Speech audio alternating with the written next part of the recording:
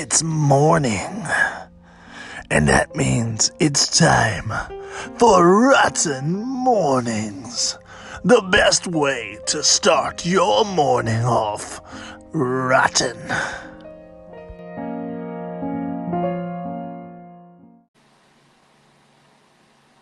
Good morning. You're listening to Rotten Mornings. Good morning. Do I go now? You can go. Mike. Oh, well, I'm going to go. I'll see you guys later. Okay. Bye. Bye. Okay, bye. Good morning. Bye. Good morning. Bye. And you guys stay rotten. Stay rotten or notten. Wow. No. So I'm going to put that on a list of things I hope I never hear on this podcast again. Yeah, stay rotten or notten. We don't care. We love you anyways. We love you a lot. Oh, God.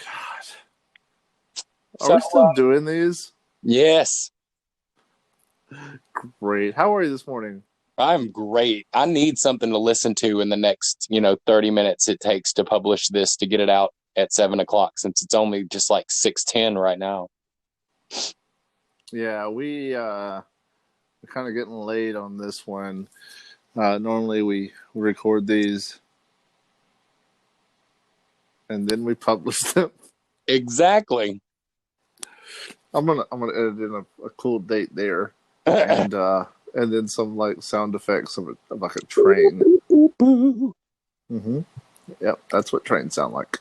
This train. That was a train. Your mouth's good. Is your mouth okay? Yeah, I mean it has holes in it. There's 2 giant holes in the back of my jaw, and I'm eating currently a popsicle. It's a derivation on the old bomb pop, a swirl of the bomb pop, if you will. Ooh. But what I have been reduced to eating is I bought some different soups. They happen to have like rice and chunky stuff in them. So what I do is I just open a can of soup and I pour it into a glass and I take my emulsifier and I turn it into like pudding, basically. And then I just drink it because I can't have hot stuff either. So kill me. Okay,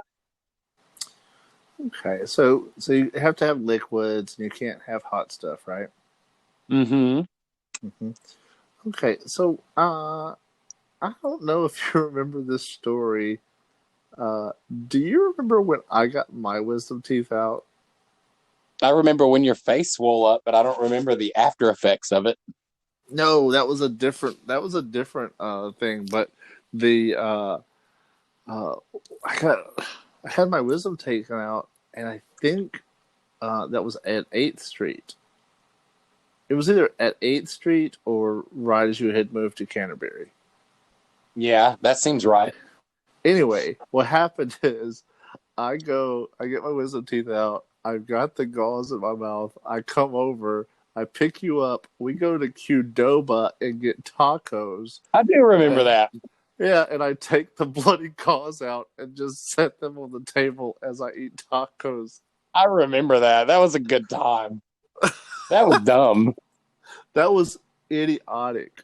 You're not smoking, right? Do what now? No, not smoking. I didn't just light a cigarette right before you asked me if I was not smoking. Okay, good.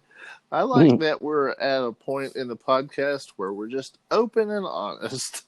Well, listen, I'm not smoking right now, but my dog is trying to quit smoking, so I'm kind of holding a cigarette for her, and she gets like if she wants one, she can get a hit. Okay, and we've regressed back to lie. 1 step forward, 2 steps back. I'll tell you, it's really fun. Listen, before we go off this, because this is another fun thing. The first soup I tried had little pieces of rice in it, and they fit perfectly into the holes in the back of my mouth, and I can't swish water in them. So I had to use like some needle nose tweezers or whatever to like reach into the hole and gingerly extract the rice granule out of it. Okay, so I've got two things I hope I never hear on this podcast again. little maggots from the back of your jaw. Fantastic. Yeah, it was fun. Sounds fun. Sounds fun. Is that? Did you make Brandy do that, or? No. She was not here. She went to Jack's to get her some food because she went and got me food to eat, like soup and stuff. And then I was like, "What are you going to eat?" And she was like, "I don't know." And I was like, "Go get you food." She goes and gets you all this food, like you guys supper, and like you just like bring it to you, and you're like, "Well, what are you gonna eat?" And she's like, "Well, I thought I was gonna." No. She brought like all this food home, and she was like, "Oh, we're gonna share this," and I'm like, "But what are you gonna eat?" Go. Why don't you leave and go get a sandwich? I don't want you to watch me eat all this food. I'm self-conscious. You got like 6 straws, 1 in each soup can. I've literally had like 2 half cans of soup and a popsicle today. Fucking kill me. Jeez. Okay. Well, let's talk about the episodes. Let's talk about the stuff we saw. Yes, and today, well, you're listening to this now. I would ask you if you enjoyed it, but I already know that answer. It's about as you enjoyed this about as likely as the 6-minute mark will roll over to 6:66 one day. But hey, also, just a quick question: what the hell are you talking about? I don't know. It's are you reviewing the first part of what we just said instead of Rotten Mornings from yesterday morning? Yes. Fair. I just wanted to make sure. I had to think about it, but yeah. Okay. So, what did you think about Rotten Mornings yesterday morning? So after that, we had the next episode. Good job. What? Shut up. We had the next episode of We Are Not Alone, which was told by Lane, and that was terrifying. Yes. Yes, Lane has that murder thing. Oh, definitely. He's got it nailed. I mean, like, he was perfectly disturbing. Perfectly. Yes. And the thing about, like, us as a film troupe or company or whatever you want to call us is that we will always find a way to whatever you expect to trick you with something and change the apparatus of what we originally said. Mm-hmm. We don't ever want you to become comfortable. We want you to find new things. Yes, find the new things. Like, I can't wait to see Scott's riveting series of Children versus Bears. When's that first episode? Yeah, I can't wait. It seems like you can wait. In fact, I'm pretty confident. You will be able to succeed at that. Okay. Yeah. And you know what? We've been successful in doing the episodes and doing the series because we've been like supportive of each other and like encouraging of each other. So I am supporting your ability to wait. I encourage you to not talk to me about it again. I am supporting that decision. So after that, we had the next episode of Rotten Strips, which was a hoot. I like that you started off with our previous on. That was hilarious. I still really like what the young lady at the beginning. I know who she is, but she goes by a different name in this. What was her name in this? It's Camilla DeVille. Camilla DeVille. She's doing a banging job. I like her little bits. Let's see. The Rotten Road was quite entertaining. Yes. And for me as well, because the storyboard for that whole piece was devoured. Really? Mm-hmm. I don't know what happened. I thought maybe it was a tortilla. I don't know what happened. Okay. Just, You yeah. cannot. You wrote another poem for another tortilla, and it turned out to be the storyboard. It was actually yes. But you did a great job. I really like the presentation of that idea. I'd really like to kind of see that in a larger, like an existing scale. I'd like to see that as a story. Oh yeah. Oh, me too. Yeah. Wouldn't that have been neat?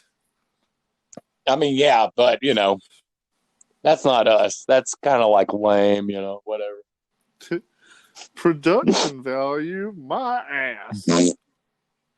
So immediately after that, we had the first Grim Story Time, and like did you get to watch the Grim Story Time tonight? I know it was a little bit later.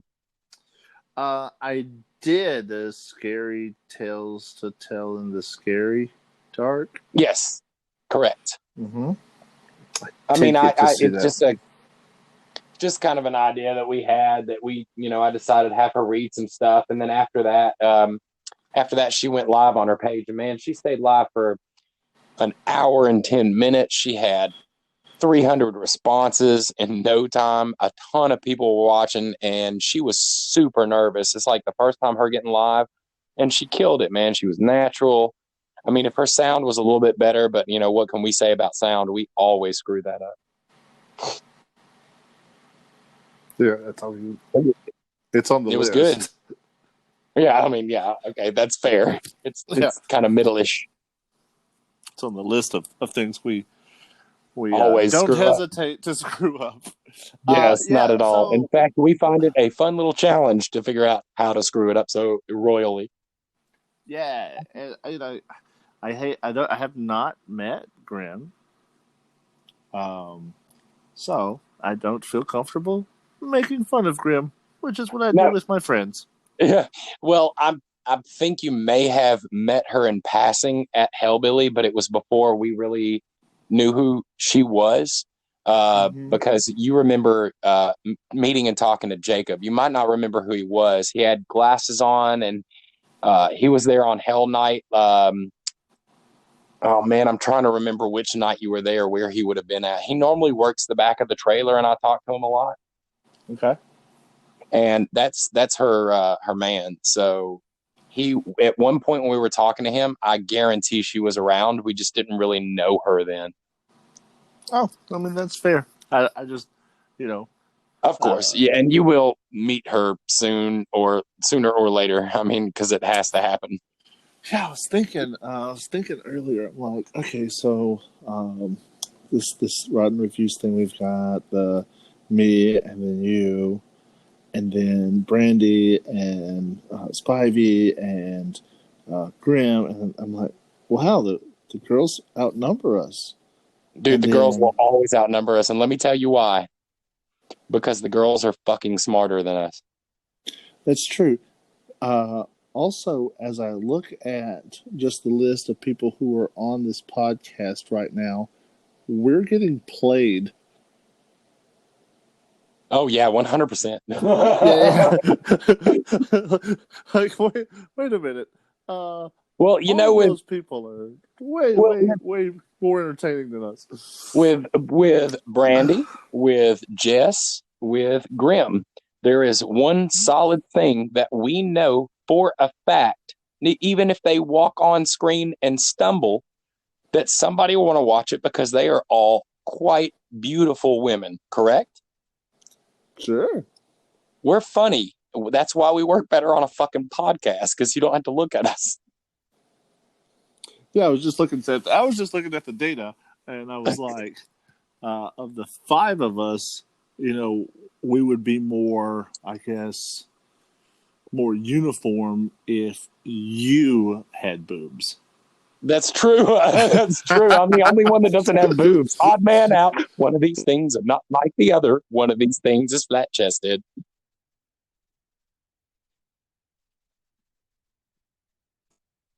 So, yeah. I feel like I lost you because I don't hear you talking right now.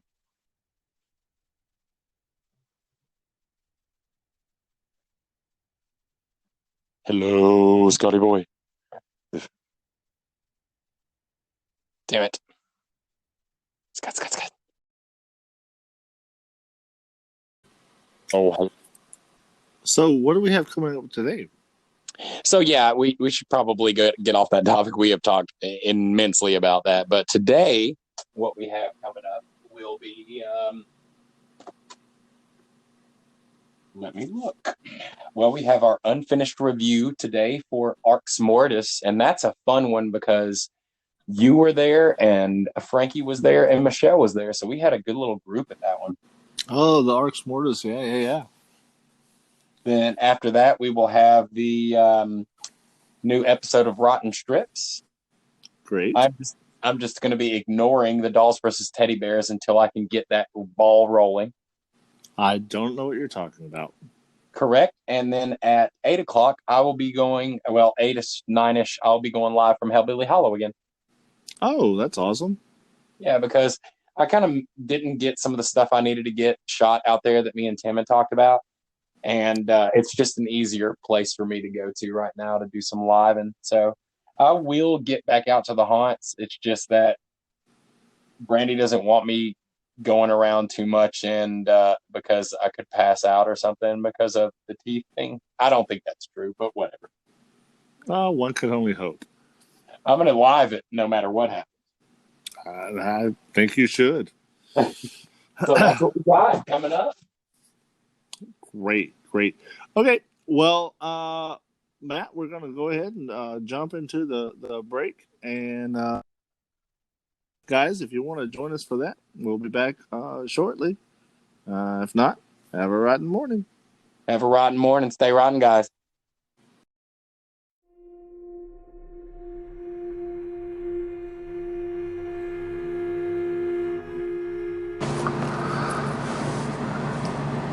Deep in the water, just as deep in the human mind, there exist creatures that are beyond imagination. In this episode, we discuss ice sharks.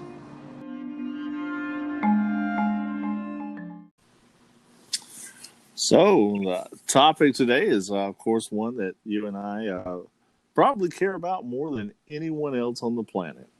Oh, well, you've already done mummies and you've already done vampires, which are two things I don't care that much about, and you said that about, so I can't wait to hear what this one is. Ice sharks. Oh, okay, you got me. Fair enough.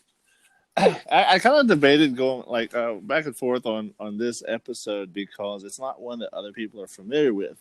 But if you listen to a previous podcast and the topics that we've talked about, you know that we have a firm belief that you can believe things into existence. Yes. And that's kind of what this episode's about more than anything. I mean, to us, there are ice sharks. 100%. Mm-hmm. So, whatever scares you, no matter how weird it is, or strange or silly, you have every right to be afraid of that thing. Agreed. And you know what? The weird duplicity of believing something into existence because you're afraid of it and being afraid of it because you believe it exists is such a weird line that it's almost your duty to manifest these things. Okay. Elaborate. Well, I mean, okay, the big bad wolf. Mm-hmm. Is there a big bad wolf without three little pigs? No. Is there a Little Red Riding Hood without a big bad wolf? Who knows? These things are the secular existence that one has to be for the other to be. And it's a necessity. And you see it in every horror movie. There has to be an equal level of good for that equal level of bad. And it's almost showing that there will never be a complete peace or balance because everything will constantly grow until there's nothing. I can dig that. Certainly understand where you're coming from.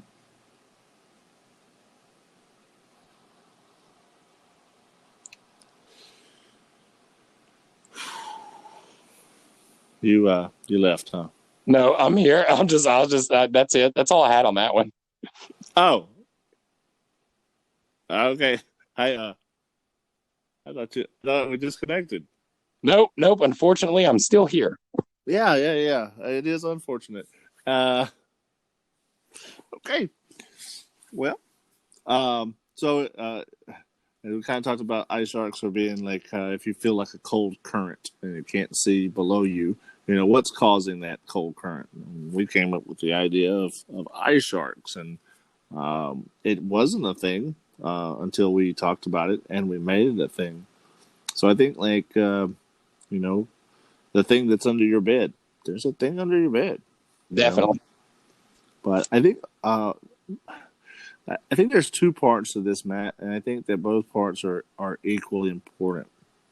One is the belief in. The other part is the fear of. I would surmise that there's a second or a third, which is the learning part, which is if you make the thing exist, then you set the rules for it. Oh, that's beautiful. Yeah. And being that you become aware of the fact that you are responsible for its existence, then it basically gives you all the power. You set what it can and can't do. You give it a silver bullet. You give it a bunch of knots that it has to count. You give it the seeds thing that the vampires have. You give it that thing because now you control it. Because understanding that you are the harbinger of your own fear, it makes you the one that sets the rules. Do you think that people who aren't like the creative types, and not that people who are creative are any better or any worse than other types of people, but the people that are creative types tend to have these wild imaginations.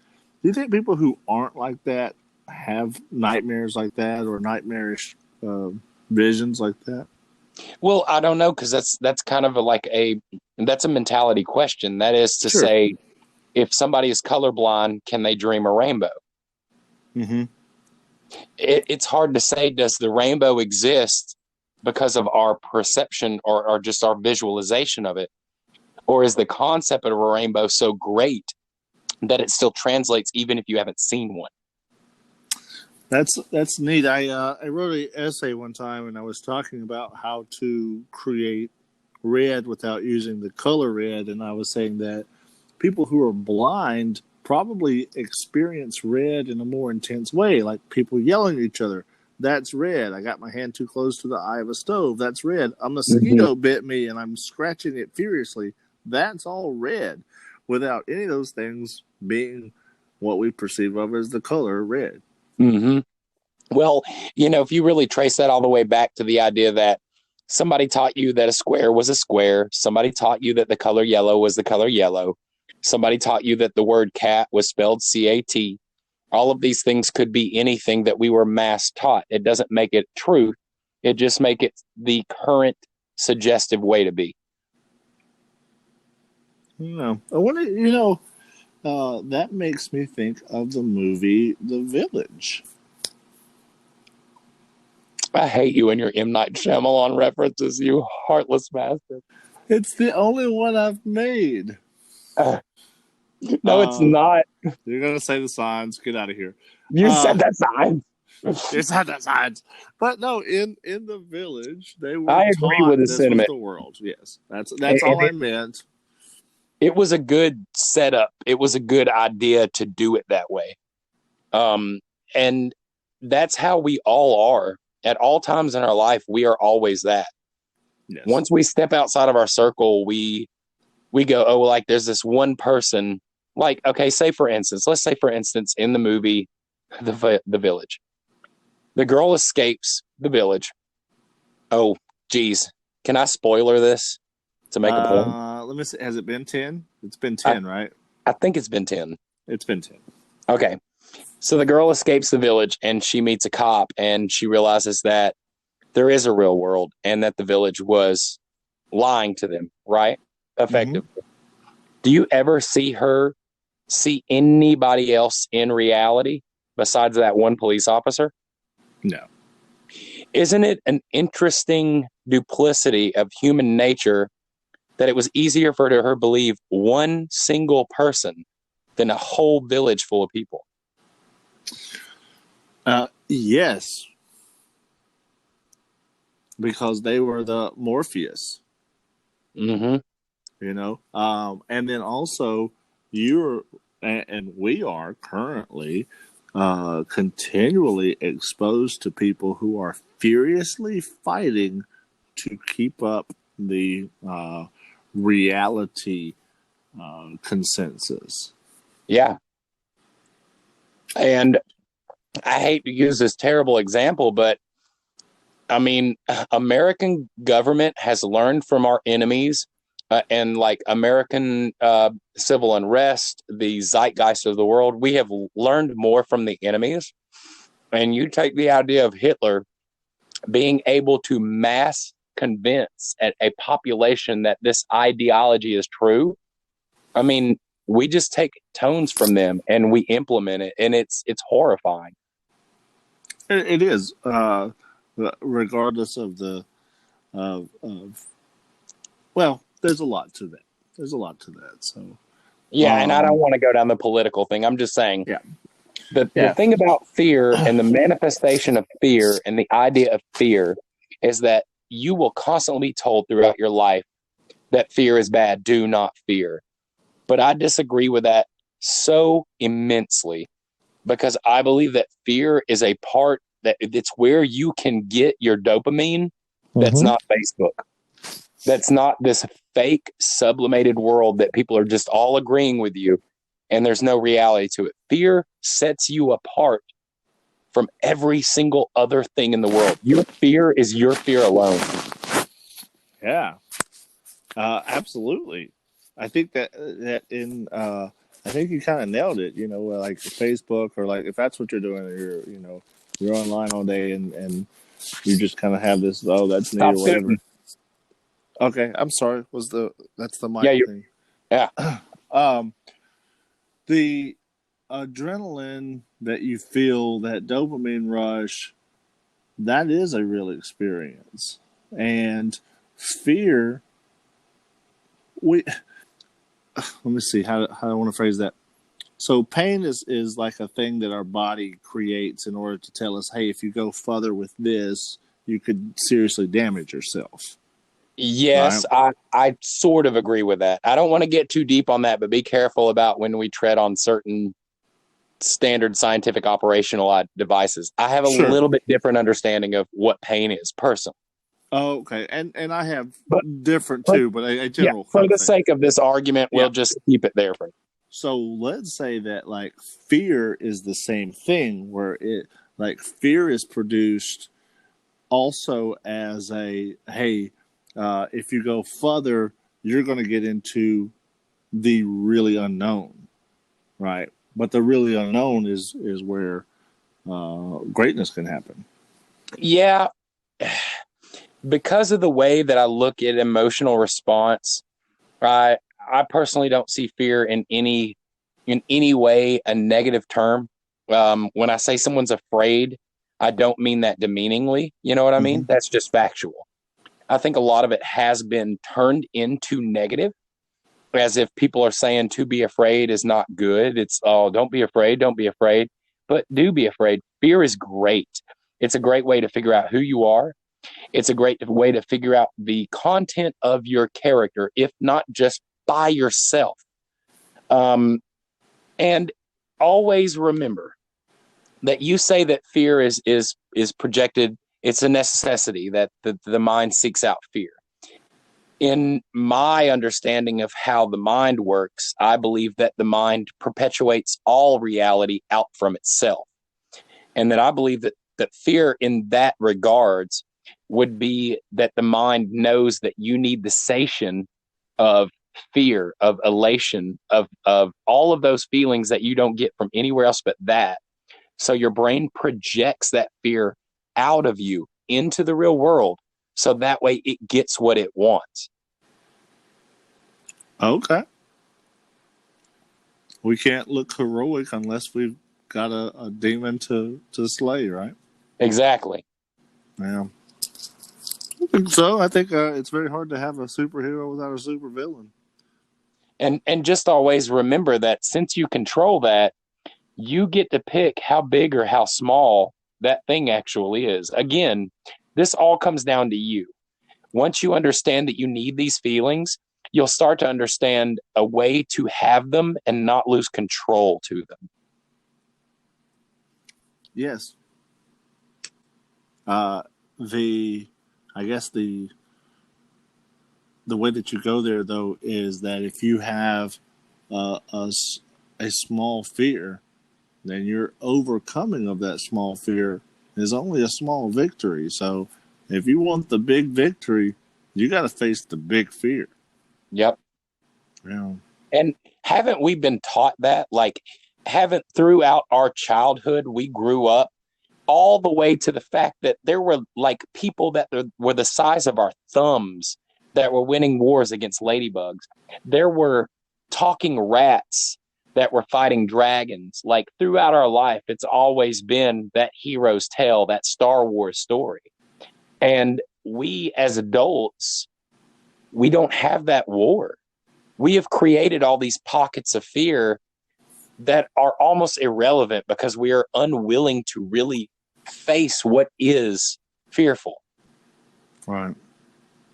So we're losing our fear, and by losing our fear, we're losing our advantage. I believe we're losing our fear to cowardice. It's fair. And that we are so afraid of things that we talk about other things as loud as we possibly can, so we don't even have to think that they're there or worry about the possibility that they're there. Guys, we've gone off on some tangents. We've chased some rabbits, but this episode was about ice sharks. Ice sharks. And we want to tell you that we lived in this big lake house, and we would go out there, and as we were swimming, we would feel this cold current, and it was the ice sharks below us, and it was terrifying to us, and we didn't stop swimming. No, we might have gotten really like tightened up buttholes. Oh yes, those. And the fact that there are certain parts in that lake where you do not extend your legs full tilt, like you just don't do it. Right. Because they exist at a certain level of water. So we're big fellas, so we stick into the water pretty deeply. Yeah. So that's the whole thing. You'll have your monsters, you'll create your nightmares, but don't let it stop you. And take the rush, take the adrenaline, take the dopamine, and ride it, and go somewhere you've never been before. And guys, I can almost guarantee you that every one of those fears, if you tear apart all the layers, all that it is inside of there is just a little bit of you. Every single time. You guys have a rotten morning. Stay rotten. I hope I haven't blown anybody's brains. Stay rotten.